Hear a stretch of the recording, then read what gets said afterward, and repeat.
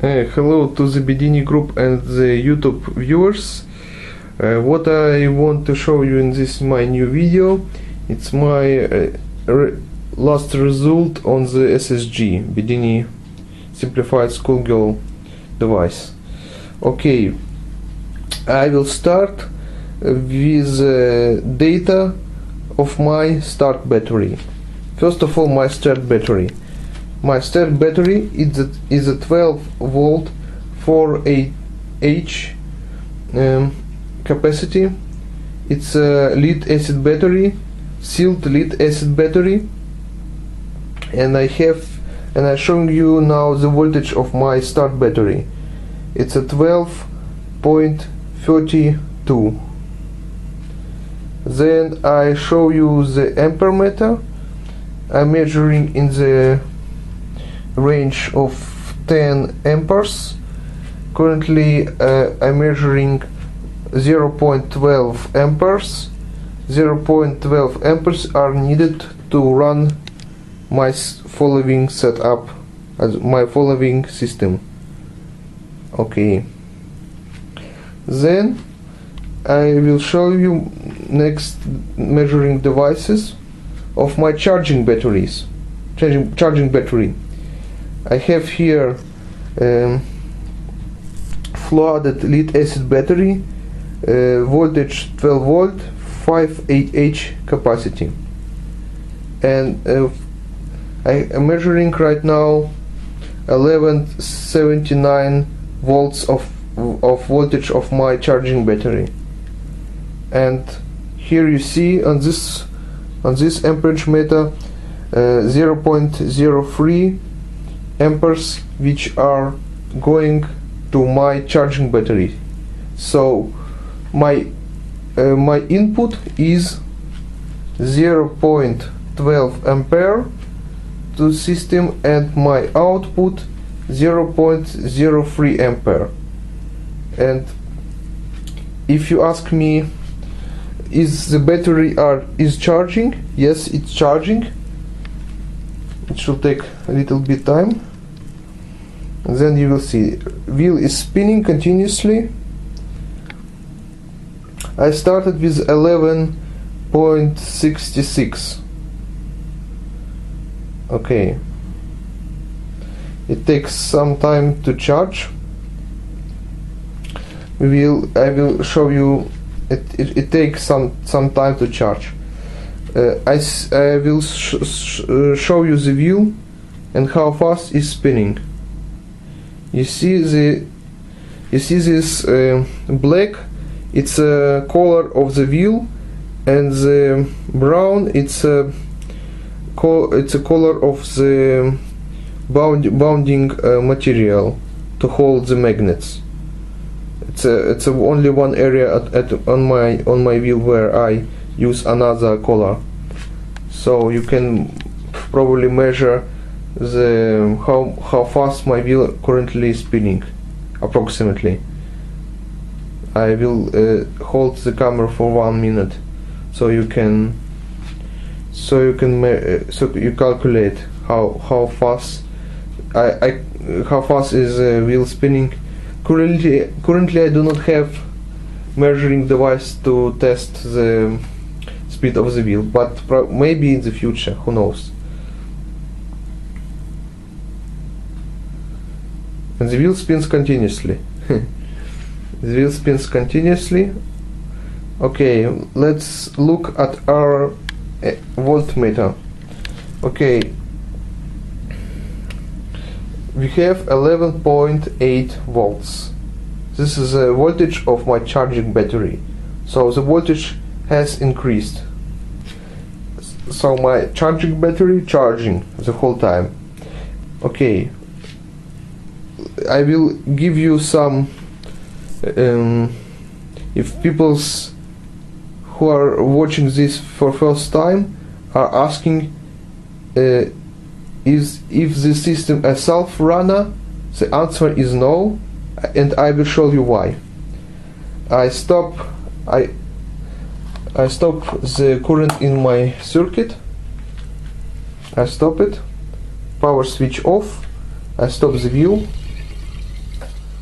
Okay, now I power the circuit. The circuit is powered. The wheel, as you see, not spinning. That's fully okay. The system is not self-runner. Alright, now I give some mechanical work to spin this wheel with my hand, like so.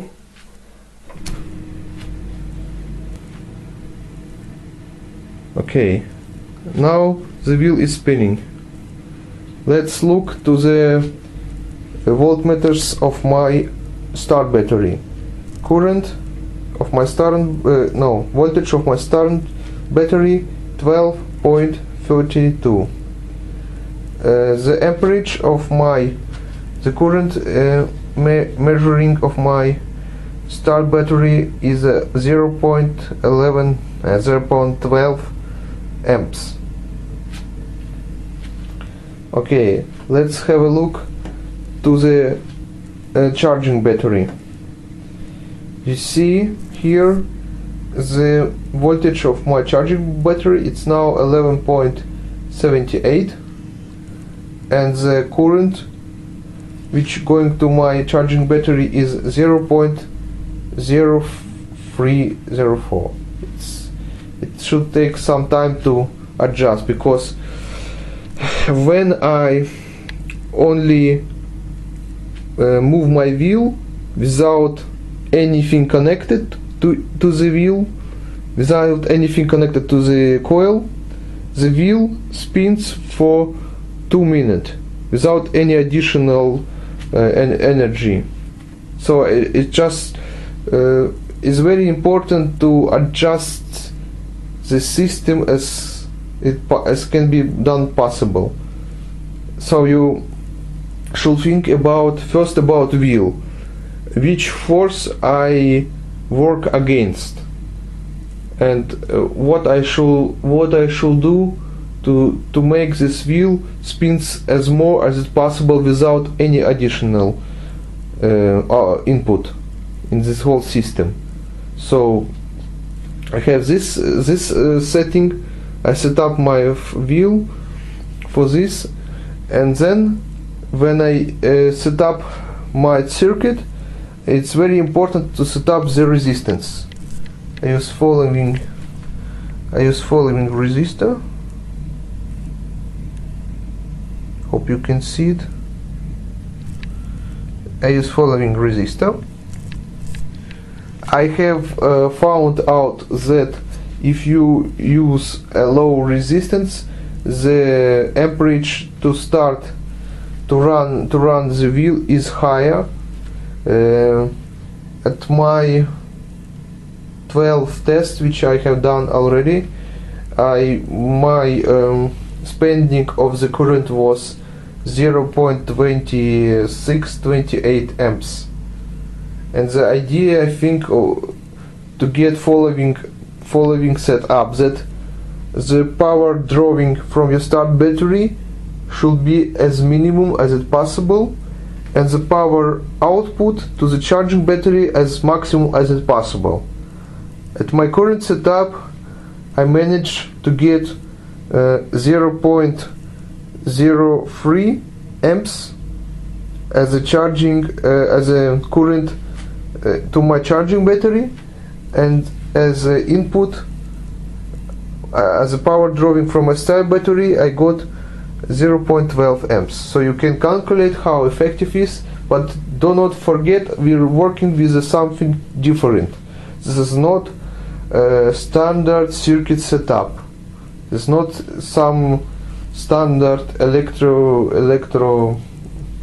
This is not standard electrical experiment when you see in school or elsewhere. I have my circuit drawing here. You see, I have here 12 volt batteries. One is a primary battery, one is a charging battery. I have my diode. It's a 1N4007 then I have neon bulb, then I have transistor. It's a 2N3055. It's a 2N3055. Another diode here, 1N4000N. This lamp I do not use, just imagine a line, just a line. Then I use a fixed resistor 100 ohm, and here I use the fixed resistor too, 747 ohm. It should be okay. Right, the coil core is welding rod Lincoln R16. So it's very important. I shall repeat it. Bedini itself, in the last his DVD, said that it's very important to use this welding rod. Why? Because this welding rod has special properties. Like if you take a magnet and move this magnet to this welding rod, then welding rod moves to the side of the magnet. You have the magnetism force to the welding rod. But if you take some iron or some screwdriver and try to put on this welding rod, then it will not magnetize. The welding rod will not move to the screwdriver. And if you don't understand what I mean, just look my other videos in my YouTube channel, and then you can understand it. So it's basically what I described here, what I have in my circuit. What I will try to show you in my next video. I will try to show you the wave type of the current which is going from emitter and which is going from collector. I will try it in my next YouTube video. I will get then one oscilloscope, and I will try to show you what form I get, which form of the current I get, and how is different from the standard waveform of the DC current.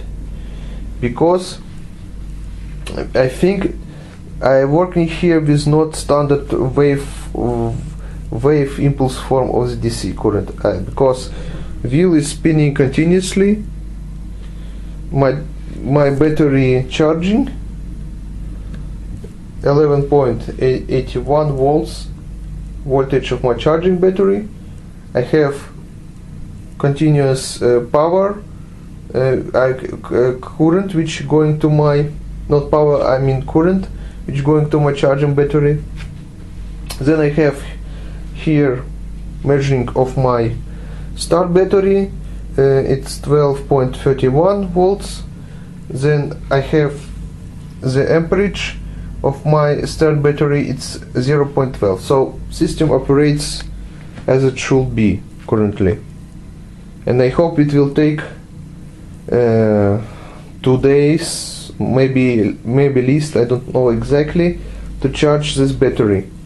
It depends. It depends, and the better thing to one additional thing what I want to say, maybe next time better do this circuit with soldering.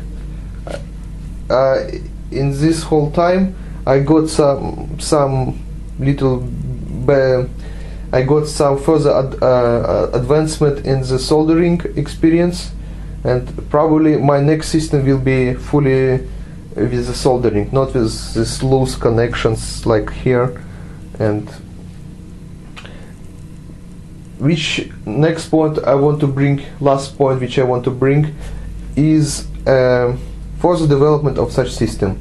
I think very important of the system, how many windings do you have on the spool, and I think very important the time of